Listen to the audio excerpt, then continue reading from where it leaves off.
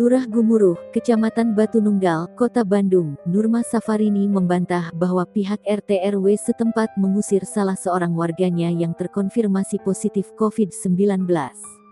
Informasi terkait pengusiran itu beredar luas di media sosial Twitter, Rabu, tanggal 23 Juni tahun 2021.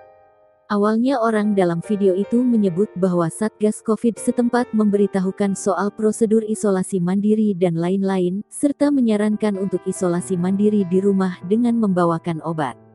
Tetapi, kata orang tersebut, warga dan RT setempat justru memaki-maki hingga mengusirnya.